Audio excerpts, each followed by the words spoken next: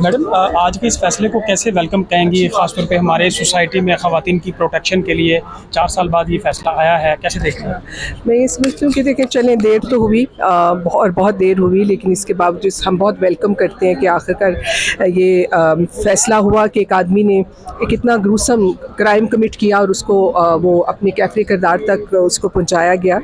बाकी मैं समझती हूँ कि क्योंकि दोनों फैमिलीज़ बाअसर थी,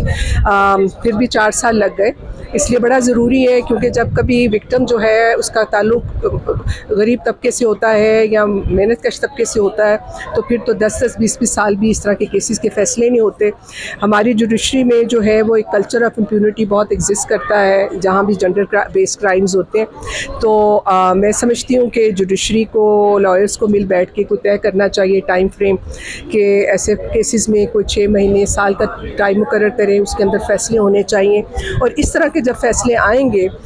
तो उससे एक डिटरेंस भी पैदा होगी, लोगों को ये मैसेज जाएगा कि जो क्रिमिनल जस्टिस सिस्टम है वो मज़लूम के साथ खड़ा है, मज़लूम के साथ खड़ा होगा। और ये उस लिहाज से ये एक बहुत वेलकमिंग वो था। थोड़ा सा मुझे लगता है कि जुडिशरी को प्रोसीडिंग्स में ज़रा ज़्यादा सेंसिटाइज होना चाहिए। कुछ उनके रिमार्क्स ऐसे थे जिसने मुझे डिस्टर्ब किया, जैसे जब लॉयर ने ये आर्ग्यू किया कि वो जब उसने पहले फ्लोर से छलांग लगाई और वो भागना चाहती थी और उसने उसको ज़बरदस्ती रोका, तो अबडक्शन का, तो उन्होंने कहा कि नहीं, वो अपनी कंसेंट से आई थी, अपनी मर्ज़ी से आई थी। मर्ज़ी से आना तो उनको नज़र आया, लेकिन मर्ज़ी से जाना उनको नज़र नहीं आया, और उन्होंने कहा कि ये अबडक्शन नहीं है। तो ये भी देखना चाहिए कि जहाँ भी औरतों के ऊपर उसको ज़बरदस्ती फोर्सफुली कन्फाइन किया जाए तो वो अबडक्शन के ज़ुमरे में ही आता है, और उसके ऊपर वही शिकें जो हैं वो लागू होनी चाहिए। और आखिर में जो ये है ना कि